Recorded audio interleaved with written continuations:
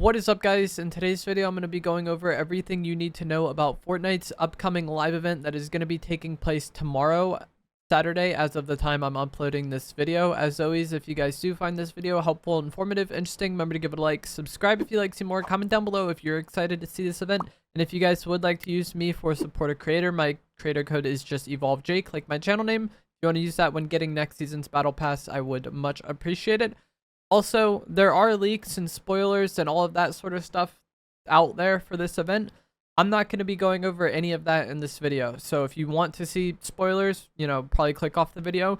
And if you don't want to see spoilers and just want to know kind of like what you need to know, this is the video for you. So the first thing we're going to talk about is when it's happening. It's happening Saturday, August 10th at 2 p.m. Eastern time. This is going to be 1 p.m. Central time, 11 a.m. Pacific, and then 8 p.m. I think that's Central European time, but Europe 8 p.m. So again, just for recap, 2 p.m. Eastern time. You can translate this into whatever time zone you are in, and it's going to be happening in the desert biome, and it kind of involves the pipeline that's in between Redline Rig and Brutal Beachhead. So I think both of those POIs will be involved in some way. There also is a countdown timer above the pipeline right outside Brutal Beachhead. So you can go in game right now and see, the countdown until when it's going to happen. I'll have a clip of that on screen now. This was taken on Thursday though, so it says 2 days. In game for you, it probably says a very different time right now. But either way, that countdown timer is counting down until 2 p.m. Eastern time on Saturday, August 10th. So if you do want to be in the best spot to potentially see this event, probably being somewhere near that countdown is going to be your best bet. And if you are someone who really wants to see this live event, I would recommend getting on the game a decent amount of time before the event is actually taking place. Probably 30 minutes before or even prior to that would be ideal. A lot of times when Fortnite does these live events, the servers break. I don't know how hyped up this one is going to be. Like, obviously, Wrecked hasn't been the best season as far as player counts are concerned. But either way, when Fortnite does an event, it's different. And sometimes people have problems getting on the game if they try to get on, like, right before the event is happening.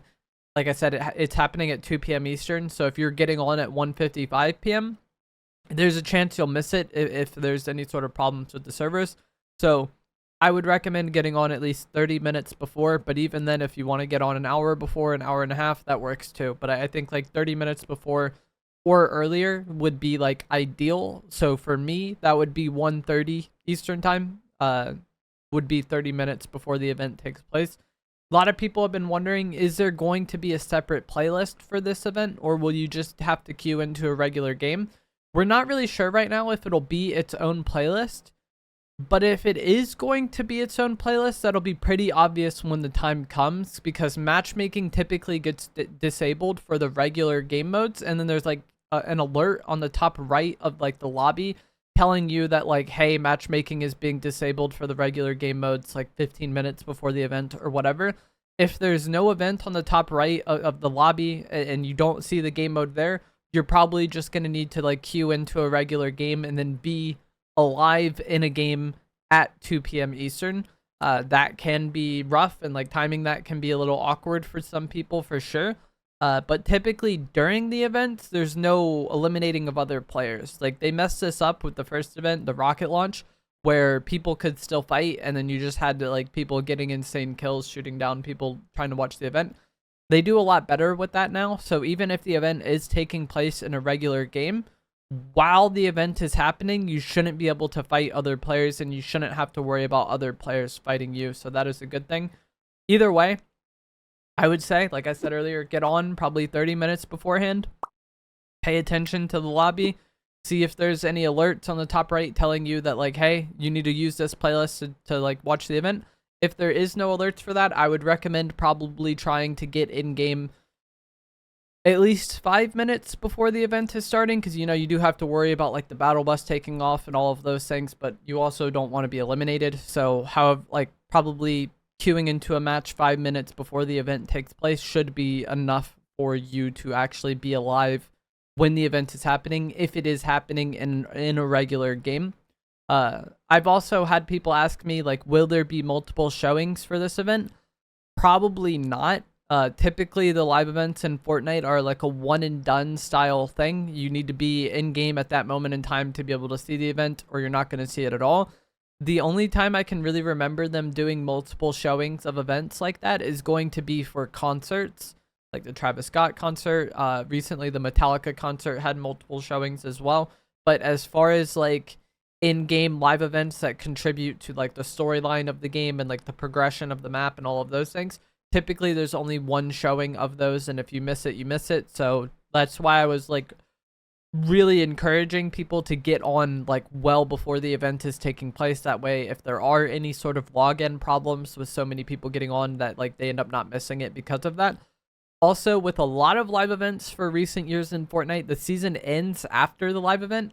That is not the case with this one. Season 3 will still be going after the live event happens. Season 3 will end on Thursday, August 15th at 11 p.m. Eastern Time. That is when the downtime starts for Season 4. So this live event is on Saturday. The season will still be going until Thursday. So you still have several days to like finish out completing the battle pass or whatever you got to do with that. It's not like the event is going to end the season and then we go into like a prolonged downtime for Season 4. Season 4 is still starting on August 16th. As far as the scale of the event goes, this is something that's kind of difficult to talk about because we've had a lot of mini events for Chapter 5 with like the Titan's Hand and Pandora's Box. I expect this to be a step up from that. And a lot of leakers and news sources also kind of have stated that this is likely going to be a step up from what we've seen for previous mini events. But it's likely going to be a step down in terms of scale from like the end of chapter events like we had with Fracture and the Big Bang, or even a lot of the Chapter 2 and like Chapter 3 with Collision. I expect this event to be smaller than all of those events, but larger than the mini events. Kind of think of on scale with like some of the Chapter 1 events that we had with like the cube going into Loot Lake or the butterfly event in Season 6. I expect it to be somewhat along those as far as scale goes. I'm not saying it's going to be exactly like those. I'm just saying in terms of like how big the event is, how long it is, the impact it has, things of that nature. I think it's going to be more akin to a Chapter 1 event than like a Chapter 2 or 3 event. Obviously, we'll have to see when it happens, but I think they would be hyping it up a lot more if it was something like Chapter 2 or 3. But they are hyping it more than the mini events we had earlier on in Chapter 5 with it having like an actual countdown timer now. So that's why I think it's going to be kind of on par for a Chapter 1 event. And I think that's a good thing. The events in Fortnite are always kind of like a touchy subject. I think a lot of people have expectations that are so ridiculously high that they can never be met. And then they're inevitably let down by the event. And that's why I did kind of want to talk about this scale. If you're expecting something like the Device or Collision, you're probably going to be let down. But if you're expecting something more akin to like some of the early Chapter 1 events, you're probably going to be more satisfied. I think going in with reasonable expectations has a very large impact on how much you will end up enjoying the event. But that is everything we know about the event, or everything I can talk about without spoiling it for you. Like I said, there are spoilers out there. I've seen them. I know what's going to happen. But I know for the events, a lot of people like to kind of be surprised. It makes a lot of sense. So that's why I wanted to make this video, kind of letting you guys know when to ready up, when to get on the game, when it's happening, where you should be on the map, things like that, but not actually spoil it for you. Like I said at the start of the video, if you enjoyed this, remember to give it a like. Subscribe if you like to see more. Comment down below if you're excited for this event, and if you would like to use me for a supported creator, my code is EvolvedJake, just like my channel name. Underneath the webcam at all times, and I'll see you guys in the next one. Thanks for watching.